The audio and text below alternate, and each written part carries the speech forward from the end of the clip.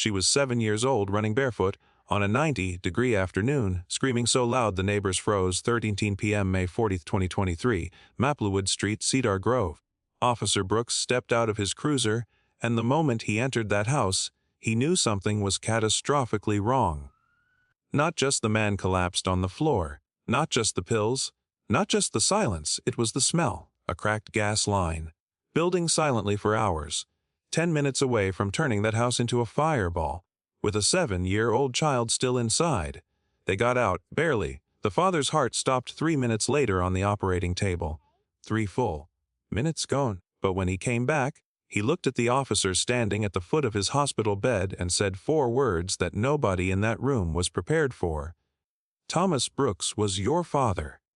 And in that moment, 17 years of history collapsed into a single hospital room, because this wasn't a random call, this wasn't coincidence. This was a debt from a war zone in 2006, Iraq, coming back to collect on American soil. And the pills that nearly killed this man, they weren't accidental either. Someone had been running a criminal network, hiding behind the words veteran support, targeting men who survived wars abroad only to be destroyed at home, recording their worst moments, threatening their children, forcing them to break the law. And they had been doing it for years before anyone noticed. How deep does this go? And what did Brooks risk everything to expose? Don't move. This story is just getting started. Stay with us because this story will leave you speechless. Before we start, make sure to hit like, share, and subscribe. And really, I'm curious. Where are you watching from? Drop your country name in the comments. I love seeing how far our stories travel. On May 14, 2023, Cedar Grove stopped being the kind of town where nothing ever went wrong. The scream came first. It cut through Maplewood Street at 30:17 p.m., sharp enough to freeze birds mid-flight and send a patrol cruiser rolling to a stop at the corner. It wasn't the cry of a child angry about a scraped knee or a stolen toy. It was raw, desperate. The kind of scream that carries the weight of something irreversible. 7-year-old Lily Harper was running barefoot down the asphalt, her breath breaking apart in her chest. Her pink shirt was streaked gray with dust. One pigtail had come loose, hair whipping across her tear-stained face. Her feet slapped against the hot pavement, but she didn't slow down. "My dad won't wake up," she sobbed. "And it smells weird in the kitchen." Officer Daniel Brooks was out of his cruiser before she reached him, 32 years old, 6 years on the force. Beside him in the back seat had been Rex, a 4-year-old German shepherd trained in narcotics detection and search and rescue. Calm, precise, reliable until now. Brooks followed Lily to 118 Maplewood Street. The moment he stepped inside, the air felt wrong. Heavy, stale, not just closed window stale. Dangerous. Michael Harper lay collapsed beside the kitchen table, 38 years old. Pill bottles scattered across the floor, some open, some rolling slowly toward the baseboard. A chair overturned, a coffee mug bleeding brown across the linoleum. Brooks dropped to his knees and checked for a pulse. There. Faint. Fluttering. Hanging by a thread. Then Rex reacted. Not a casual alert. Not a training signal. A sharp, urgent bark that snapped through the kitchen like a warning shot. The dog bolted toward the stove. Brooks followed. Near the base of the range, almost invisible, a thin hiss whispered from a cracked gas line. Natural gas, slow leak. Building quietly. Lethal if left alone. Another 10 minutes and the house could have filled completely. One spark. One switch flipped. One refrigerator motor kicking on. Brooks didn't hesitate. He scooped Lily into his arms and moved fast. Sirens swallowed Maplewood Street minutes later. Paramedics rushed inside. Fire crews shut off the gas oxygen masks. IV lines. Controlled urgency replacing chaos. On the porch steps, Brooks held Lily while her small hands clutched his uniform. Behind him, professionals fought to stabilize her father. Inside his chest, something older than training and protocol stirred, something buried 15 years ago that he had sworn never to revisit. But as he listened to Lily's shaking breath against his shoulder, Officer Daniel Brooks knew one thing with absolute clarity. This wasn't just another call. And Cedar Grove would never be the same again. In the ambulance, Lily refused to let go of Rex. Her fingers were buried deep in his fur, knuckles white, gripping him like he was the only solid thing left in the world. Rex didn't move. He sat pressed against her side, calm and steady, as if he understood that right now his job wasn't search and rescue. It was to keep a 7-year-old from falling apart. At the other end of the ambulance, paramedics worked over Michael Harper's unconscious body, oxygen mask, IV line monitor beeping in sharp, controlled rhythm. No wasted motion. No panic. Just urgency held tightly in professional hands. Brooks sat across from Lily, watching her face. She wasn't crying anymore. That almost worried him more. After a long stretch of sirens and sharp turns, she looked up. "He said something weird this morning," she whispered. Brooks kept his voice steady. "What did he say?" She swallowed hard. "He said, if I don't wake up, you have to be strong?" The words hit harder than any scream. Brooks felt the air leave his lungs, because he had heard something like that before. September 2008, a hospital hallway. A 10-year-old boy sitting alone with a styrofoam cup he couldn't drink from, fluorescent lights buzzing overhead, the smell of antiseptic. His father had taken too many pills. Back then, no one arrived in time. He pushed the memory down and focused on the present. These sirens were different. These paramedics were faster. This ending didn't have to be the same. At Cedar Grove Regional Medical Center, Michael was rushed through double doors toward ICU. Brooks followed until he was stopped at intake. He glanced at the form, military status, former U.S. Army Unit 3rd Infantry Division. Brooks went completely still. That was his father's unit. Not similar, the same. Later that evening, sitting in a plastic hospital chair with cold coffee beside him, Brooks pulled archived service records. Iraq, 2006, incident report. Staff Sergeant Michael Harper had pulled Corporal Thomas Brooks from an armored vehicle seconds before detonation. Michael Harper had dragged his father out of fire, and Daniel Brooks had lived 32 years without knowing the man who saved his dad was lying in ICU because of a gas leak and an overdose. Across the waiting room, Lily slept stretched across two chairs, her hand resting on Rex's side. This wasn't random. It wasn't coincidence. It felt like something unfinished coming full circle. Brooks sat there in the quiet hum of hospital machines and made a promise he didn't say out loud. History would not repeat itself. Not this time, not on his watch. The waiting room clock sounded louder than it should have. Every second hit hard. Every minute dragged. Lily sat in a plastic chair, feet dangling, staring at the floor like looking up might make everything worse. Brooks stood near the vending machines with a coffee he hadn't touched, pretending to study snack options while keeping her in his peripheral vision. Rex lay at her feet, chin on paws, eyes tracking every movement in the hallway. Finally, the ICU doors opened. The doctor walked in with that careful expression, not tragedy, not relief. Something in between. He crouched in front of Lily. "Are you family?" he asked, glancing at Brooks. "She is," Brooks answered. The doctor looked at Lily. "Your daddy's heart stopped for 3 minutes," he said gently. "But we got him back." 3 minutes. Brooks felt the number land heavy in his chest. He had lived through 3 minutes like that once. In another hospital. In another year. Except no one had said we got him back. When Michael Harper regained consciousness, he looked disoriented, eyes adjusting to the ceiling, the machines, the room. Then he saw Brooks standing at the foot of the bed. His voice was rough. "Weak. My daughter, is she safe? Not what happened. Not am I alive. Is she safe?" "She's safe," Brooks said, and he meant it. Michael studied him. "What's your name?" "Officer Daniel Brooks." Something flickered in Michael's expression. "Thomas Brooks was your father?" Brooks nodded. Silence filled the room, thick and loaded. "I pulled him out of that vehicle," Michael said quietly. "I was too late to stop what happened after. They didn't need to explain it." Iraq, 2006. An armored vehicle, an explosion, a father saved but not from what came later. They both understood. When Lily was allowed inside, she crossed the room without hesitation and climbed onto the hospital bed, wrapping herself around her father. "I ran really fast," she whispered. "I didn't stop." Brooks stepped into the hallway, and this time when the tears came he let them. 15 years ago he had run too. Small legs, same desperation, same hope that someone would fix it. Back then, help hadn't arrived in time. Today it had. In the quiet corridor of Cedar Grove Regional Medical Center, Daniel Brooks realized something he hadn't expected to feel again. 3 minutes can end a life. Or give it back. And sometimes, the second chance isn't just for the man in the hospital bed. Sometimes, it's for the one standing at the foot of it. Michael Harper survived the gas leak, but the overdose didn't add up. 2 weeks after leaving Cedar Grove Regional Medical Center, Michael was home, physically stabilizing, attending PTSD therapy twice a week, reviewing medications with a physician, meeting a social worker about finances. On paper, everything looked responsible, structured, recovering, but the toxicology report on Brooks's desk told a different story. Opioid levels were far beyond any prescribed dosage, and there was no prescription in the state database, no pharmacy record, no refill history, no legal source. The pills had come from somewhere off the books. Brooks drove to Michael's rental house the next morning in plain clothes.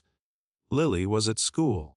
Michael sat at the kitchen table staring at an unopened envelope like it might explode if touched. Brooks placed the toxicology report between them. "You said it was a reaction," he said calmly. "But these levels don't make sense." Michael didn't respond. "Michael," Brooks continued quietly, "if someone hurt you, I need to know." Michael's hands began to shake. "I didn't want her to know," he whispered. "Know what?" "That I was scared." The story came in pieces. Months earlier, a private organization calling itself Veteran Trust Medical contacted him. They advertised discounted trauma therapy for combat veterans. They spoke the language of brotherhood, of understanding, of shared experience. Michael signed up. But the sessions weren't normal. They asked invasive questions, filmed progress reports, without clearly explaining how the footage would be used. Requested financial documents unrelated to treatment. During one session, Michael had a severe PTSD breakdown. They recorded all of it. Weeks later, the threats started. Deliver prescriptions quietly to certain people, pass them along to other veterans. No questions. If you refuse, they said, we report you to child services. We show them the recordings. We make sure your daughter is taken. Michael covered his face.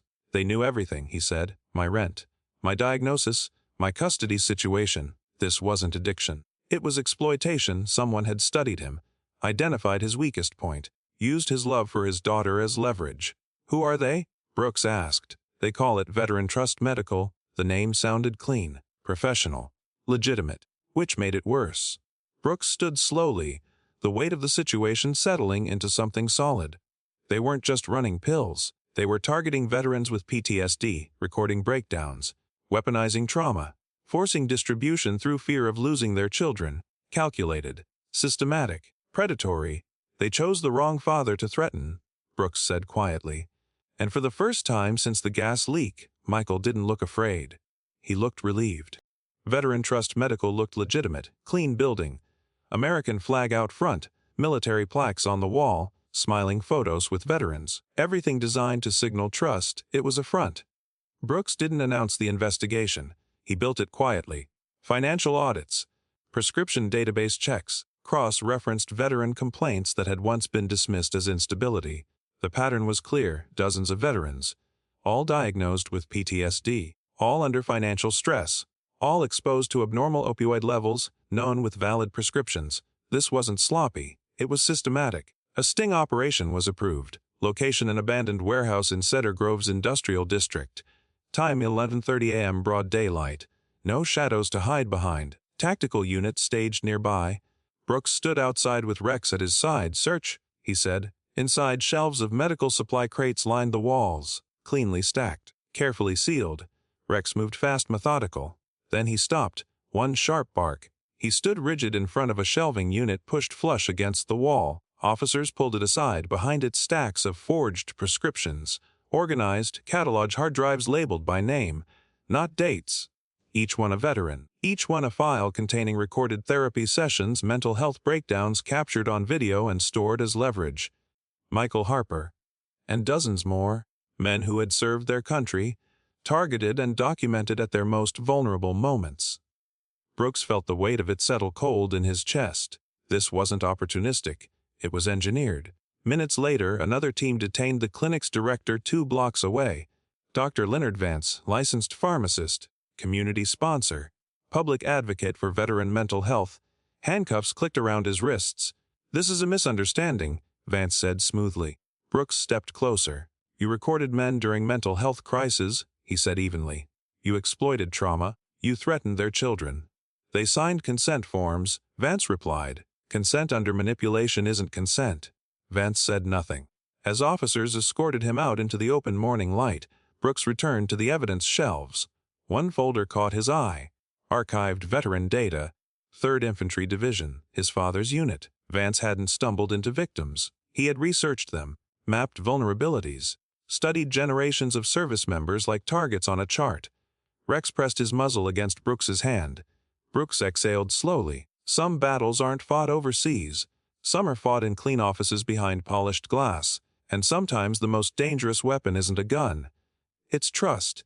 November 2023 arrived with a cold that settled over Franklin County like a judgment, and the courthouse on the morning of the Vance trial carried an atmosphere that was neither quiet nor loud, but occupied some charged space between the two. The kind of tension that fills a room not with noise, but with the weight of accumulated waiting.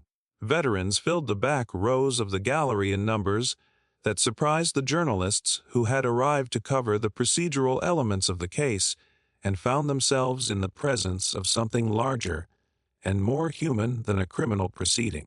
Some of these men sat with their arms crossed and their jaws tight, the posture of contained anger held inside a body that knows exactly how to hold it. Some sat with the particular stillness of shame, the private kind that attaches itself to vulnerability and refuses to leave without a fight. Some simply looked relieved, cautiously, the way people look relieved when they aren't yet certain the thing that threatened them is truly over.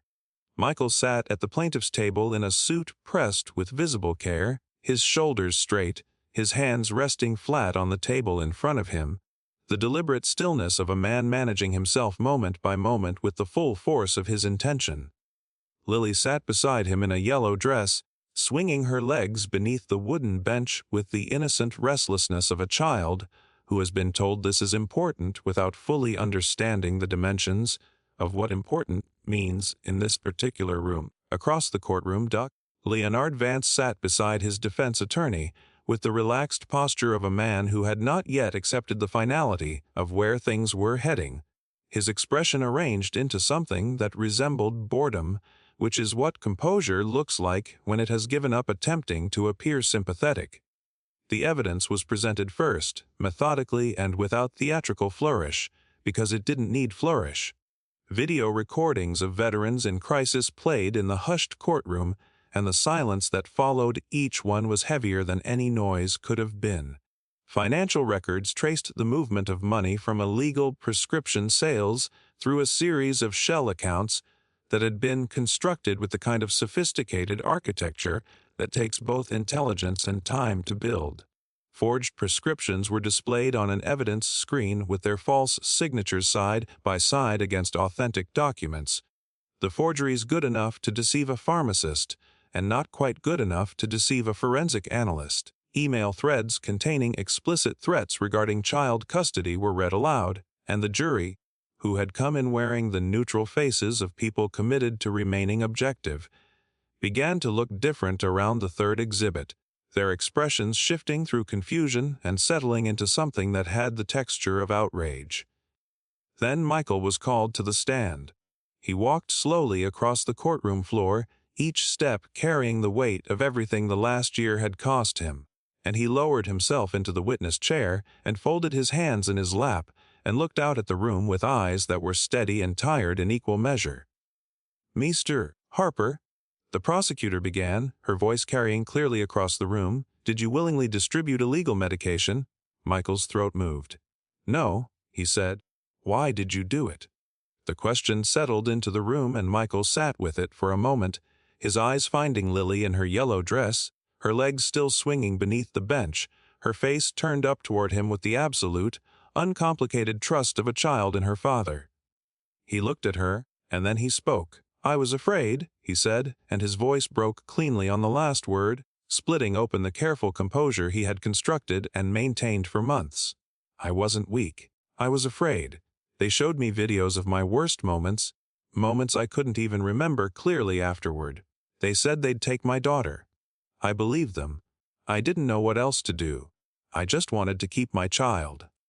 The silence that followed those words was the kind that a room achieves only when every person in it is holding their breath simultaneously, and the jury looked at Michael Harper and saw something that evidence alone could never fully convey, the portrait of a man who had survived 2 wars, one overseas and one domestic, and had been brought to his knees not by violence, but by the precise targeting of the one thing he could not protect himself from loving. The verdict came after hours of testimony and defense arguments that tried repeatedly to locate consent inside coercion and found each time that the law had an answer: guilty on all major counts: fraud, drug trafficking, exploitation of veterans. As the judge read the decision into the record, Lily reached across the table and took her father's hand, and Michael bent down and whispered something against her hair that only she could hear, and she nodded once with the solemn gravity of a 7-year-old who has learned things about the world that most adults spend decades avoiding. Outside the courthouse on the broad stone steps, with cameras flashing and reporters calling questions into the cold air, Michael stopped walking when he reached Brooks. He stood there for a moment, looking at the man who had come running when his daughter had run, who had followed the gas line to the stove, who had sat in a hospital corridor and learned the shape of an old debt. "Your father once saved my life," Michael said quietly. "Today you saved mine." Brooks shook his head gently, because gratitude directed at him always arrived with the slight discomfort of a man who has been trained to redirect it. "This wasn't about debt," he said. He looked at Lily, who was smiling at Rex with the uncomplicated delight of a child who has decided a dog is the best thing the world has offered her today. "It was about healing," he said, "and standing in the November cold on the courthouse steps, with justice delivered and the long work of recovery stretching out ahead of all of them." That word felt not like an ending, but like a beginning that was finally permitted to begin. December arrived in Cedar Grove with a quality of cold that felt deliberate, the kind that doesn't drift but pushes, finding every gap in every wall and reminding the people inside those walls that comfort is provisional. The courthouse victory had barely settled into the town's collective memory before Officer Brooks received a call from Internal Affairs on a Tuesday morning, when the sky was the color of old pewter and the forecast promised nothing warmer. The man on the line used the measured, careful tone that Internal Affairs voices always carry, the tone of someone delivering information that exists in a category requiring both precision and tact. "Daniel, we need you downtown," he said. "It's about the Vance case." Something tightened inside Brooks's chest, not panic, but a familiar pressure, the physical sensation of a situation that hasn't yet revealed its full shape, but has already announced that the shape will be complicated. Inside the sterile conference room where Internal Affairs conducted its quieter conversations, a folder sat waiting on the table with the self-contained patience of an object that contains damage. During sentencing negotiations, Leonard Vance had revealed the existence of an insider, a person with access to confidential veteran records who had supplied the clinic with the information it needed to target its victims with the precision Brooks had noted from the beginning and never been able to fully explain. PTSD diagnosis, financial hardship flags, service histories, custody vulnerabilities, all of it had been leaked from within, from a source with the access and the judgment to select which records would be most useful to a man who had built a business around exploiting them. Brooks stared at the name on the folder, and he recognized it, not well and not with warmth, but with the particular familiarity of someone encountered at the edges of shared spaces, a quiet officer who had left the department approximately a year earlier under circumstances described at the time as personal reasons, which was the kind of language departments used when the actual reasons were complicated, and the departure was sufficiently quiet that it could be accepted without excavation. Now the excavation had come. Internal Affairs requested Brooks to assist with the follow-up investigation, which meant reopening wounds that had been forming scar tissue, which meant public scrutiny directed at a department that had spent months presenting itself as the force that had brought a predator to justice, and which now had to also account for the predator's access to the information that had made his operation viable. Headlines would follow. Questions about the department's integrity would follow. Brooks didn't hesitate. "If we don't clean our own house," he said quietly, and he let the sentence finish itself in the room's silence, because the conclusion was obvious to everyone present and needed no elaboration. The investigation that followed was thorough and methodical, producing encrypted financial transfers traced through 3 different accounts, Cash payments logged in ways that had been designed to be difficult to find and had, for a period, succeeded. Data exports recorded at odd hours by a user who had taken care to cover his tracks imperfectly, meaning carefully enough to avoid immediate detection and not carefully enough to avoid eventual discovery. The former officer had characterized his actions, when confronted as consulting work, the word chosen with the obvious intention of placing what he had done in a category that sounded neutral and professional, and was in fact neither. He had turned pain into profit, locating the men in his community who were most broken by what they had survived and selling the coordinates of their breaking to someone who would use those coordinates against them. The arrest was made without ceremony and without Brooks in attendance, because he had decided his presence wasn't needed there, and that justice sometimes requires you to step back and allow the machinery of accountability to complete its work without the weight of personal investment complicating the process. That evening he sat alone in his apartment with Rex breathing steadily near the couch, and he stared at his father's old service photograph hanging on the wall, the image of a man in uniform looking at the camera with an expression that Brooks had spent years trying to decode and had never fully succeeded. "You believed in this badge," he said softly to the photograph, and the photograph gave back only its still, faded image. The betrayal this month was of a particular kind that doesn't resolve cleanly, the kind that damages the ground beneath the institution even after the person responsible has been removed from it. But Brooks had learned something in the years since his father's death that applied as well to institutions as it did to individuals. The system had cracked. It had not collapsed, because someone had chosen, when the choice was available and inconvenient and certain to be uncomfortable, to stand inside the crack and hold. That choice had mattered. It always did, even when no one applauded it, even when the applause went to cleaner and more photogenic victories than the one occurring in a conference room on a gray December morning with a folder on the table and a quiet voice describing where the rot had been living.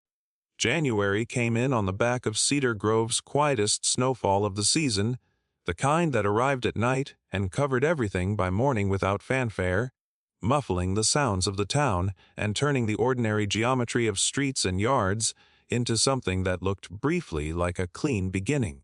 Brooks returned home one evening in the second week of the month to find a small envelope taped to his apartment door with a strip of clear tape pressed on slightly crooked. The way something is affixed by hands that are small and deliberate, but haven't yet developed the fine motor precision that adults take for granted. There was no postage on the envelope, which meant it had been delivered by hand, carried here by someone who knew where to bring it. His name was written on the front in uneven handwriting with a ballpoint pen pressed hard enough to leave slight ridges in the paper. The careful lettering of a child who has recently learned that handwriting is important and is applying that understanding with full concentration. He peeled the tape away carefully, opened the envelope, and unfolded the sheet of notebook paper inside. Crayon marks pressed hard into the page covered roughly 2/3 of the space, the colors bright and unapologetic in the way that only crayon can be, and above the drawing someone had written a letter in the same deliberate hand as the envelope.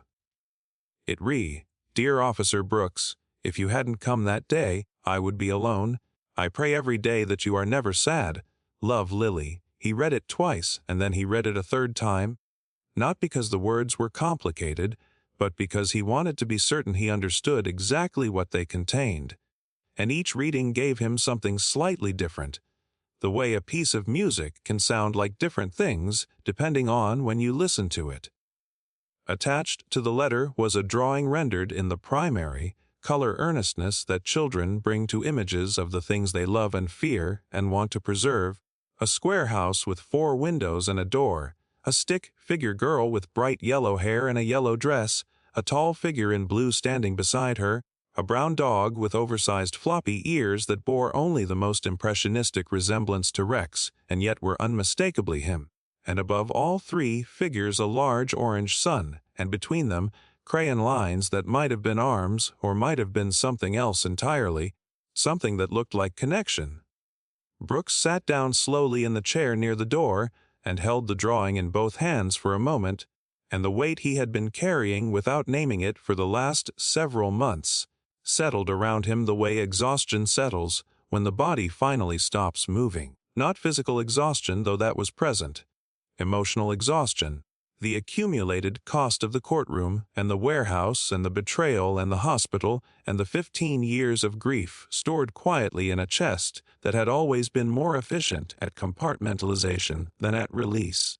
He thought about the day they had buried his father, the hard January light, the ground frozen beneath the graveside chairs, the absence of anyone who had handed him a drawing or told him with the sincere certainty of a child that they were praying he would never be sad. He had survived that absence by learning to need less, by reducing the territory of his emotional life to something manageable and defended, by becoming good at his job and letting his job be enough. Lily's drawing sat in his hands and dismantled that architecture with the cheerful, absolute efficiency of something that does not know it is demolishing anything. Rex placed his head on Brooks's knee with the unhurried certainty of a dog who has decided that this is where he should be and sees no reason to reconsider. "You know," Brooks said softly, his voice rough at the edges in a way that the empty apartment absorbed without judgment, "maybe we didn't just save them." He got up and moved to the small shelf beside his father's photograph and placed the drawing against the wall there, the orange sun and the yellow hair and the oversized dog ears resting beside the faded image of the man in uniform, two things that had arrived from different directions and now occupied the same space. Two timelines, two sons, one who had lost and one who had, finally, in a small apartment in Cedar Grove in January, learned what it meant to save himself. Outside the window, snow continued falling with the quiet persistence of something that doesn't need to be noticed to do its work, and inside that apartment, a man who had lived for 15 years in the careful silence of managed grief understood something he had never allowed himself to understand before. Family is not always the thing you were born into. Sometimes it folds itself in notebook paper and tapes itself to your door, and when you open it, you find that what was waiting inside is the thing you have needed all along, that May in Cedar Grove occasionally produces as though in deliberate answer to the coldest memories of the previous year. Warm and golden, and carrying the smell of cut grass and charcoal smoke drifting through the trees, the air so different from the stale, gas-heavy kitchen of a year ago that it was almost impossible to believe both moments had occurred on the same street under the same address number. At 20:17 p.m. on Maplewood, the sound that filled the air was not a child's scream, not sirens, not the mechanical urgency of emergency vehicles. It was laughter and music from a small speaker on the porch railing, and the soft pop of a bottle cap, and the sizzle of something on a grill, and beneath all of it, the steady background warmth of people gathered in a backyard on a spring afternoon because they wanted to be near each other. Colorful balloons had been tied to the fence post by the gate, and an American flag moved gently above the Harper front door, and the yard that had once been simply a piece of ground between a house and the street had been arranged into something that felt, unmistakably, like celebration. Michael stood near the grill with a pair of tongues in his hand, and the particular nervous smile of a man who is still learning that happiness is allowed, still checking the doorways and windows of his own contentment the way a man who has been robbed before keeps checking the locks. 1 year sober. 1 year of therapy completed, not finished the way a task is finished, but completed the way a season completes itself, arriving at its natural end with the work still ongoing and the growth visible.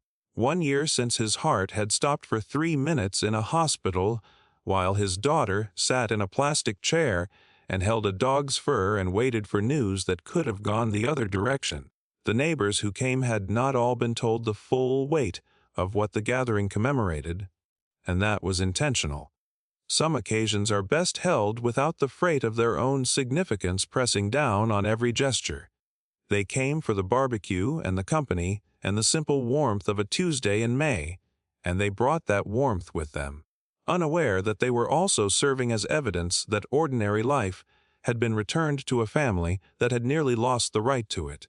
Lily ran across the yard chasing Rex, who accepted the role of pursued party with the dignified tolerance of a dog who understands that some of the most important parts of his job involve being chased by a child in a yellow dress and allowing her to catch him. Brooks arrived without his uniform for the first time in longer than he could easily calculate, dressed in jeans and a gray jacket, just Daniel, the name that existed before and beneath and outside of the badge. Michael looked up from the grill, and the nervousness in his expression softened into something else. "You almost didn't come," he said, the tone light enough to carry the teasing but warm enough to carry the truth beneath it. "I'm not great with parties," Brooks admitted. "This isn't a party," Michael said, and the lightness left his voice, replaced by something quieter and more exact. "It's a thank you." A small table near the porch steps held a sobriety coin at its center, simple and silver, marked with the number 1 in a font that was neither ornate nor small, just clear. Michael tapped a fork gently against a glass in the manner of someone calling attention without demanding it, and the yard quieted gradually, faces turning toward him with the easy attention of people who like the person they're listening to. "1 year ago," Michael began, his voice finding its footing slowly, "I was broken. I thought fear was all I had left. I thought being afraid meant I had failed." He looked at Lily, who had stopped running and was standing near Rex with one hand resting on the dog's back, watching her father with the total, uncomplicated attention she always gave him. "But this little girl ran faster than my fear," he said, and his voice went thick and then cleared itself. "And this man," he said, looking at Brooks, "saw me as a human being when I had stopped being able to see that in myself." The yard held the kind of quiet that accumulates around meaning, and Brooks stood inside it feeling the particular discomfort and grace of being seen clearly by someone who has reason to see you that way. Lily released Rex and came across the yard and took Brooks's hand in both of hers and looked up at him with the directness that children deploy when they want an adult to understand that they are completely serious. "You didn't just save my dad," she said. "You saved my future." Brooks blinked rapidly twice. He checked his watch at 20:17 p.m. and held the moment there, deliberately, because it seemed important to feel the full weight of what a single minute can mean when it goes differently than it once did. He looked at the yard, at the golden light moving through the leaves, at a man who had once nearly died standing beside a grill holding tongs and smiling with the tentative, genuine happiness of someone who has decided to trust that it's allowed. He looked at Lily, who was already running back toward Rex, already returning to the business of being 7 and alive and entirely unafraid. "You ran really fast," he said, his voice quiet. She looked back over her shoulder and grinned. "And you came really fast." He stood there another moment in the warm afternoon, understanding something that no report or record could contain, that redemption doesn't announce itself with ceremony. It grows in backyards. It shows up at the exact minute tragedy almost struck, 1 year later, and fills the air with the smell of charcoal and the sound of a child laughing, and sometimes that is all the evidence that is needed. The sun lowered itself behind Maplewood Street with the same gradual golden generosity it had shown all afternoon. Long light spreading across the yard and turning everything it touched into a version of itself made softer and warmer and more forgiving than the plain afternoon version, the way evening light occasionally seems to have been designed specifically to make things look like they might be okay. Guests began drifting toward the gate in ones and twos, the casual departures of people who have spent a pleasant afternoon and carry its warmth with them into the evening without fully understanding that they were also carrying something else, the residue of a story that had passed through this yard and left it changed. Brooks stood near the fence, watching the late light move across the grass, and Michael came to stand beside him with 2 glasses of lemonade that neither of them particularly wanted but that gave the hands something to do, while they stood in the particular silence of men who have said most of what matters and are now simply present with each other. "I know you can't bring your father back," Michael said, and his voice was quiet and direct, the voice of a man who has spent a year learning to say the true thing rather than the careful thing, because the careful thing had almost destroyed him. "But if you ever need family, this house is yours." The words didn't arrive with drama or insistence. They arrived the way the best things do, simply, as a fact offered without conditions, and Brooks received them in the same spirit, nodding once, looking at the house with its balloons and its flag and its kitchen where, 1 year ago, the air had been heavy with something lethal and invisible, and the floor had held the scattered evidence of a man fighting a battle no one had known to help him with. Before he left, Lily pulled him by the hand to a corner of the porch where she had set out a small wooden box with a clasp and a painted flower on the lid, and she opened it with the ceremonial seriousness of a child who understands that some things deserve to be marked. Inside, resting on a square of folded tissue paper, was the sobriety coin from the table. "Dad says this means we won," she explained, her voice carrying the satisfied authority of someone quoting a source she trusts completely. Brooks looked at the coin, and then he looked at Lily, and then he said something that he had been thinking since the afternoon her father had stood at the microphone and found his words. "No," he said softly. "It means you kept going." She considered this for a moment with the concentrated expression of someone deciding whether a correction is valid, and then she nodded with the gravity of someone who has decided it is.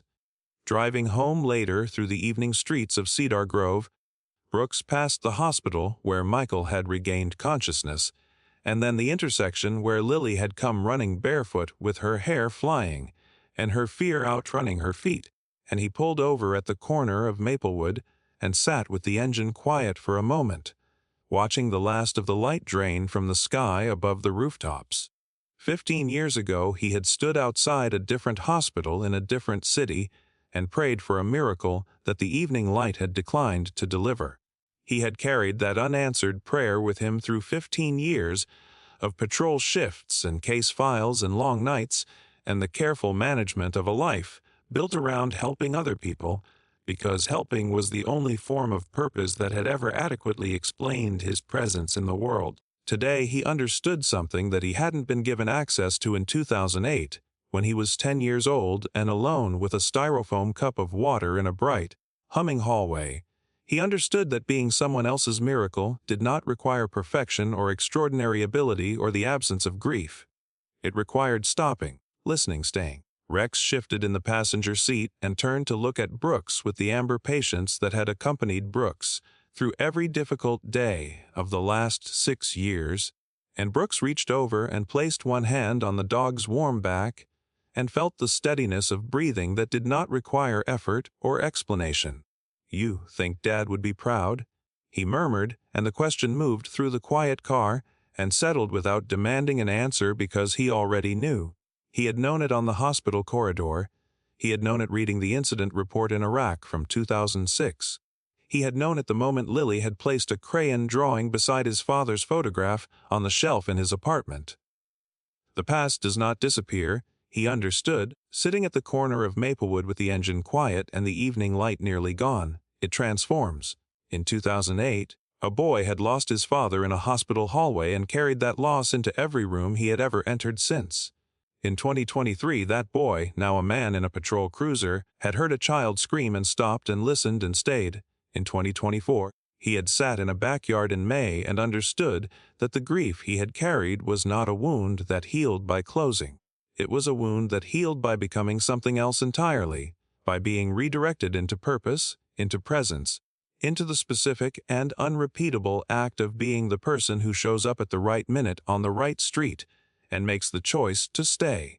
He drove home through Cedar Grove as the streetlights came on one by one along the quiet roads, and the town looked the same as it always did and was entirely different from what it had been a year ago, which is the way towns look when the important things that happen in them happen quietly and without announcement, the way most of the important things always do.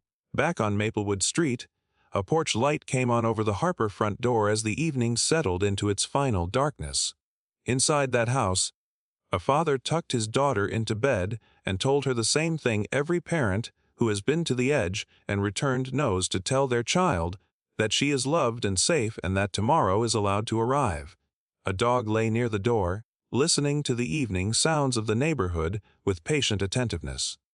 And somewhere in a small apartment across town, a man placed a child's crayon drawing and a father's old service photograph side by side on a shelf, and understood that the circle that had opened in 2008 had not closed with a click and a lock but had completed itself the way living things complete themselves, gradually and quietly and without fanfare, growing toward whatever light was available until the shape of it was finally whole.